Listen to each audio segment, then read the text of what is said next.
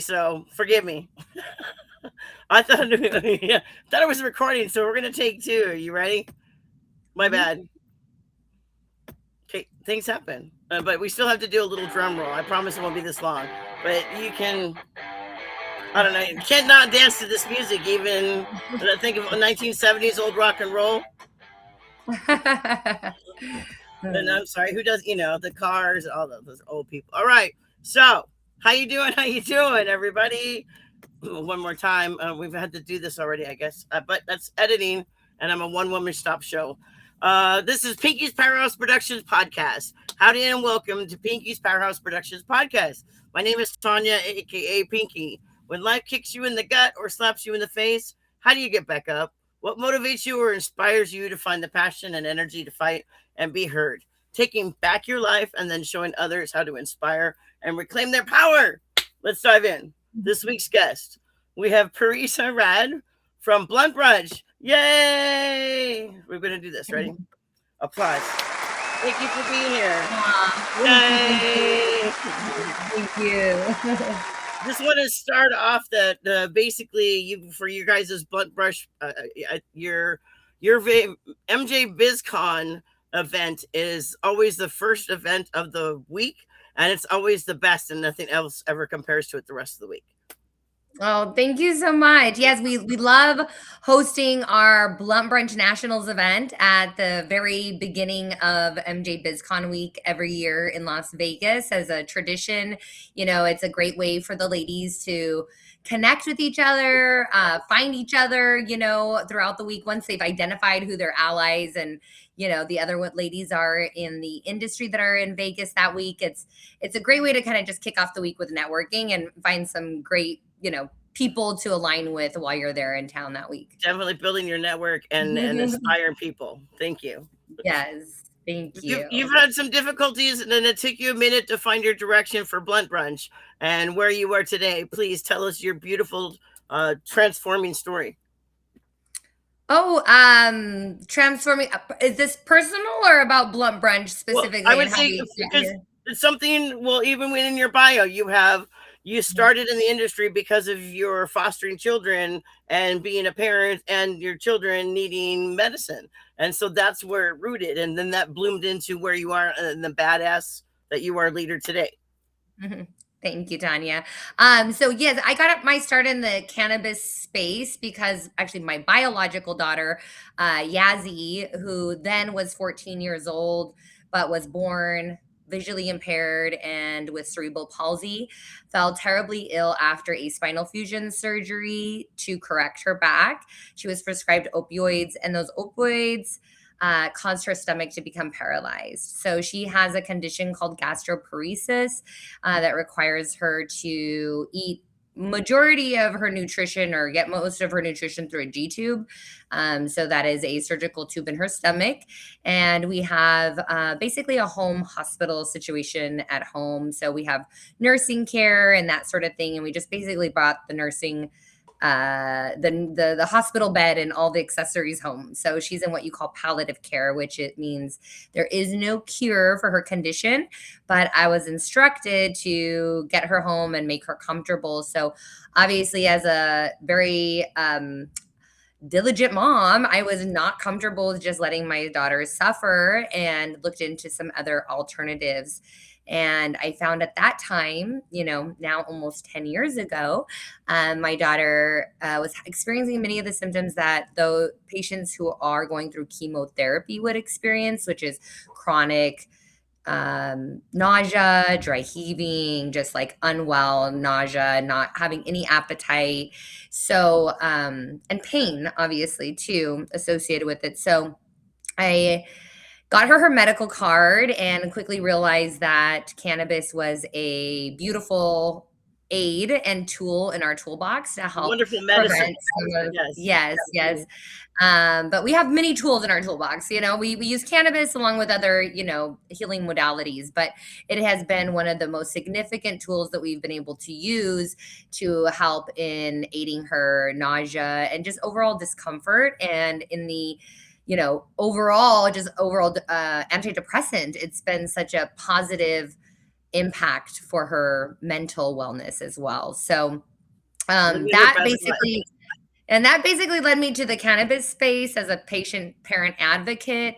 I would say our darkest times were being in the hospital and not knowing if my daughter was going to make it, and not really knowing if there was going to be anything that could help her, and being scared of trying cannabis because I was so worried of the judgment and everything else that was going to go along with it, because 10 years ago it was still very taboo to give a minor medicinal cannabis for a medicinal reason.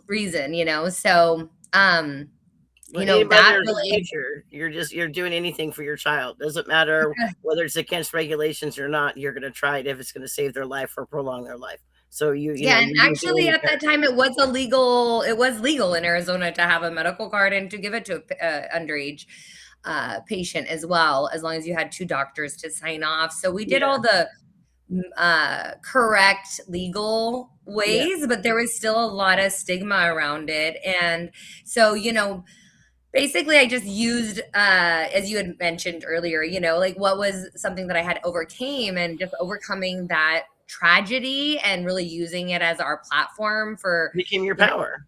sharing and the knowledge, via social media. And in the event of like all the sharing and just being transparent and wanting to make a difference and a change honestly and authentically, through a free tool that I had at my hands at the time, which was Instagram, I was able to really create a huge following in my mind. Then it was like, I had grown my Instagram to 30,000 followers, and that's making a little impact in a community that maybe didn't have that knowledge, or maybe other parents that just didn't know how to go about talking to their kids about their own cannabis use. So I really use the platform to like normalize cannabis from a parental kind of standpoint, and coined myself the marijuana mama, and I shared love our that. life, our journey through social media. So basically using, as you mentioned, like it was a very big tragedy, but it was also a way for us to be vulnerable and real, and share what was working for us with other people that might be able to use the medicine too. Well, exactly. I know there's a documentary when cannabis first became legal in Colorado, and it became trailer people because they had handicapped children and stuff. They went for Mhm. tinctures and stuff because it stopped their seizures. So I relate and I understand being, fierce mama bear you are. I mean, I would try anything to save my children's lives too. So honestly, that's like the best drive you can get. You may have reached, I wouldn't say at bottom, but you came to a fence and then you figured out a way how to go over it. So now she's just living her best life and being loved by the best mom she could have. So, right. I So, mean, best version of what we have, we're making the best of it. Obviously it's not ideal to be bedbound or not be able to travel to other states, or, do all the things that a lot of other people can do, because Yazzie is limited in her mobility for multiple reasons, mainly her health issues, and the fact that she uses cannabis around the clock also limits her ability to go out in the community or be in like a day program, or like be around other members in society. So it is still limiting, but we are grateful and thankful that Yazzie's here and that she is still happy and thriving and content with the life that she has. Although it isn't ideal, she's making the best out of what predicament we were given, you could be an so amazing mom. Pick out, go on. If you go online, I'm sure I've been introduced to a lot of different places. People are making movies, discovery of, just like she's there. You can be in your New Zealand and you can do it like it's a movie night, and she can take her like you've been there, and she can see it because yeah. sometimes you get close. But it's I find it very informational and amazing just to see, because there's some places I'll never be able to afford to go to. So Yeah. just trying to I mean, offer, I yes, don't know. yes, in different ways, because Yazzie doesn't have vision, some of those Oh, okay. Please forgive me. Okay. she's still very much an audio kind of person, Yeah, to and hear. she listens to movies, and she really enjoys like the British accents and things like that from other cultures, and she gets introduced to things in that kind of capacity. But yeah, I mean, at the end of the day, like we don't really try to look at it as like a tragedy, although it is It's a not. tragic thing that's happened and it's limited her. It has also given her a lot of life, a lot of meaning, a lot of purpose, a lot of Well, feeling see, like she's she can make a inspired me difference. because she's going above and beyond her disabilities and Yeah, creating the best world she can. So to me, this warms my heart. thank you. Thank you so much. So tell us more about, like, how did you figure out taking what you used to do with insurance and now you're using that for in the MJ community? Is that because they still have to buy the MJ insurance, or how does this work? Yeah, so I am the co-founder of Blunt Brunch, which is the women's organization within the cannabis space for executive women, and I'm very proud of the community that we've built. Alongside that, I carry a role of insurance cannabis producer, and so that basically means that I help insure cannabis businesses and make sure that what they built for the last decade doesn't get lost in a tragic accident or some kind of fluke incident. So just making sure that their policies are covering everything that they would need to stay secure and safe. The last thing we want to do is lose everything that we've built so hard, we've worked so hard to build, and this industry has been really, really tough. So it just felt natural to kind of realign with my past as a insurance producer and kind of bring it to the cannabis space and be able to help insure and protect a lot of my colleagues and friends that I get to now call in this space I've been able to align with for the last decade. Well, are you still, because you're paving the way? This is still kind of like a open. There's not a lot of rules and precedences because I mean, even still, there's not banks for marijuana or marijuana businesses. So I would say you're still paving the way, like, making the path. Correct Yes, there are in your industry. some cannabis banks, but there aren't very many. And yes, you're absolutely right. Federal legalization is still, we're still waiting for that. So there's a long ways to go, but I'm thankful that I'm aligned with IMA insurance company that's been kind of on the forefront of insuring So you're the leader. businesses that are typically looked at as risky. They've been willing to not only insure and work with other carriers that are willing to, insure those riskier, quote unquote, industries. So it's one of the longest standing insurance companies and it's employee owned. So it's a really great organization. You really know that you're going to get people that are all caring about the outcome of your policy and like wanting the best for you. Retention is a big thing for our company. So, once you're with us, we want to make sure to take really good care of you. Well, that seems amazing. Not only that you're getting money for it, but you're out there trying to protect other new businesses, and so that they can thrive and survive. And then you guys are at the same level together because they got your protection. So I mean, that's amazing Yeah, because now absolutely. you're inspiring people, but you're giving them their dreams. So here's the key to the door. Now let's see what you do with it. So I mean, just the way you impact in so many ways. Well, thank you. I really hope and strive to. I want to make a difference while I'm here on this earth and in whatever capacity that is. If I have some skills or some knowledge, I want to share that with others. I've been a consultant in this space for some time and it just felt natural to want to like protect people in this capacity since I have knowledge and a great company behind me. So, but I am thankful for this Canna journey. I have to say it has been one of the most rewarding 10 years of my life. And I'm excited where the next 10 years are going to go, and just making sure that all the hardworking professionals, existing businesses even are protected correctly.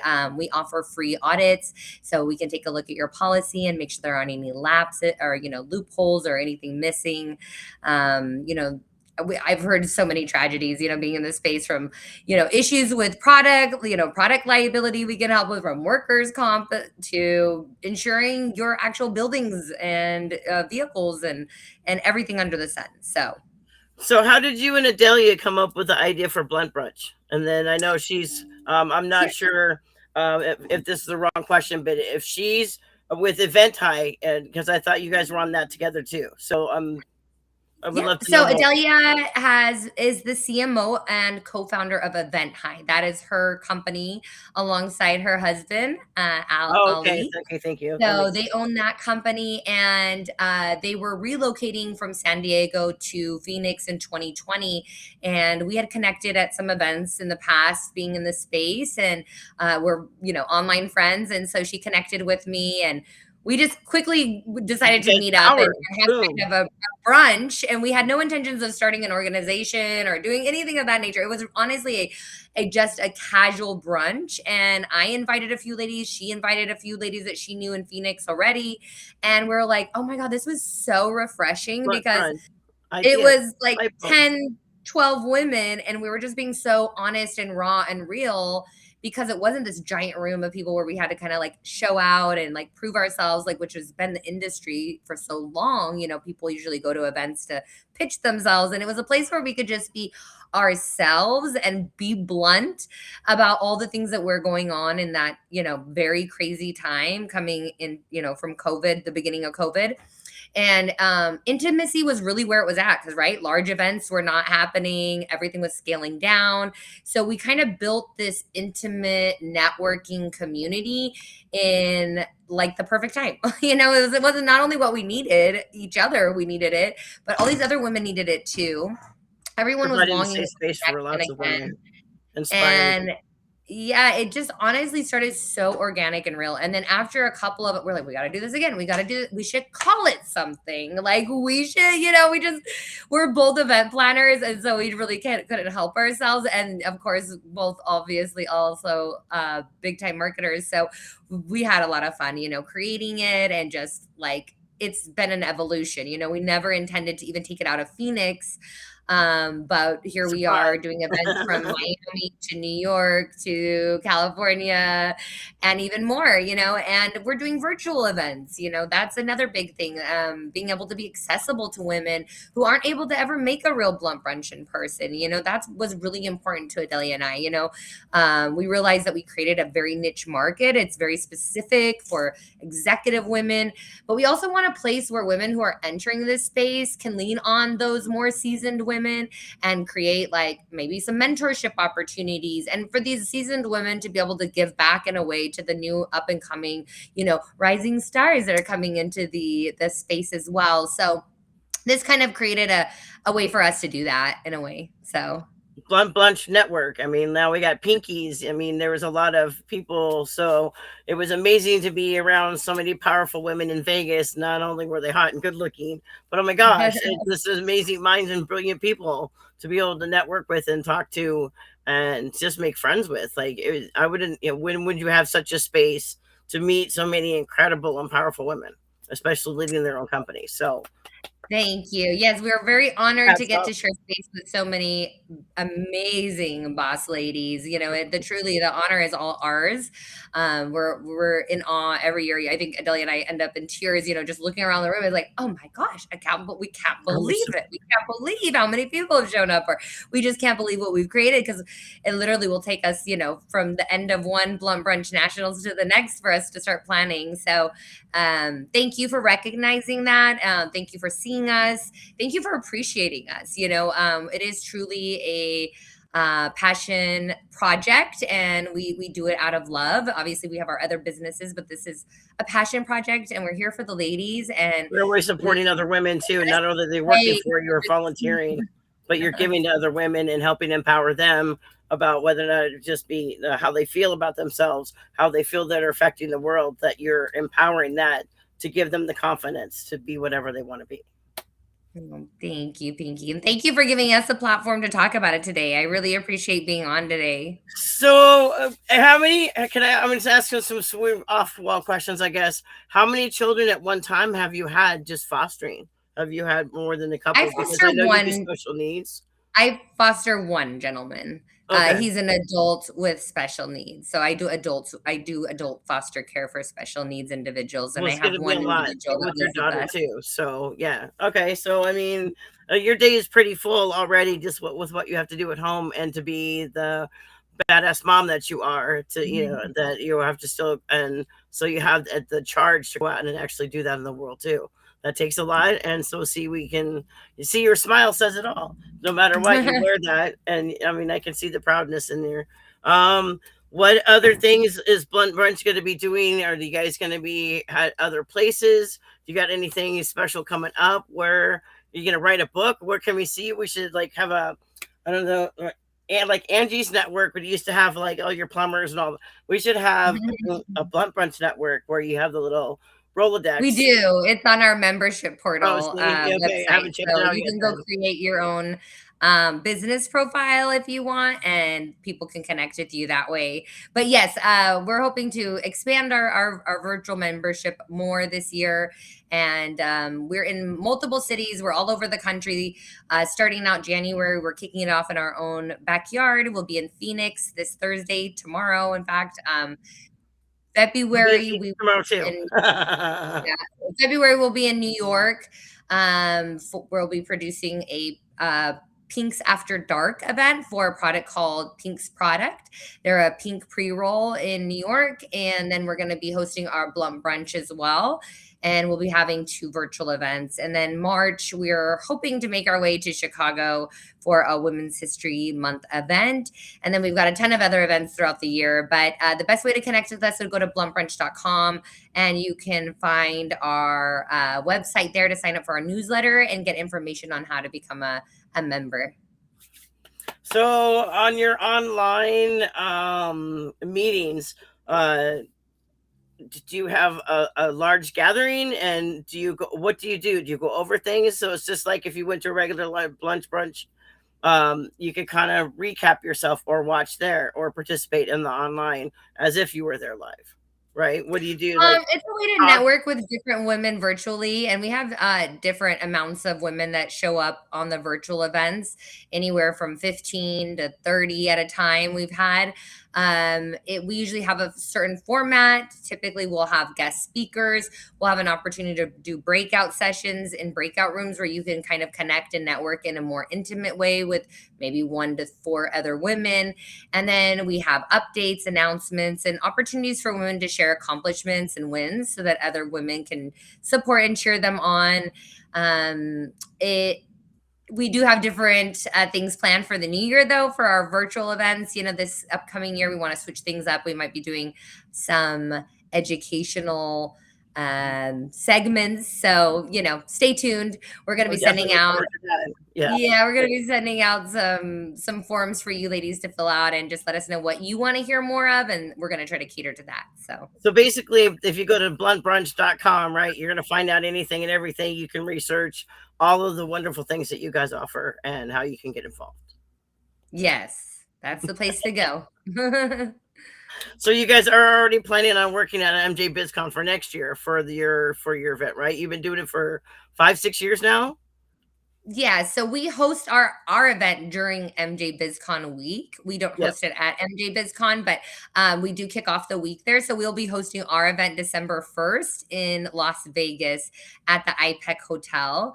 So this theme is going to be setting, it's like a fire theme. So just think fiery, reds, bright oranges, that kind of thing. We have a lot of fun, exciting new things happening, of course, every year. So more to come, of course, as we start marketing and pushing out that information. Love it. Brain ideas, just, expand the mind and then get out of the box. So thank you. All right. Dun, dun, dun. I want to thank you, Parisa, for being here today. And thank you for telling us more about your life. And thank you for what you do. Thank you how you inspire people and for being a badass mom and entrepreneur. Thank you for joining us. Our next episode's guests are going to be Rick Cervantes and Benny Cartwright. They're our junior mayors of San Diego community. They created the Hillcrest Honors to appreciate all of our wonderful supporting community members that stand out. I can't wait to speak with them next week. We hope that you walk away inspired to create the difference you want to see in the world. Remember to share the love. See one, do one, teach one, lead one. You are not alone. Pinky's Powerhouse Posse grows with every new listener. Join the tribe. Follow us on Instagram and subscribe to YouTube. I want to say thank you again, Parisa. I appreciate you. You're beautiful. Your stories even more today. All the sound effects. I love it. Thank you so much for having me, Tanya. You have a you. Keep have power a great up. day. Thank you. Bye.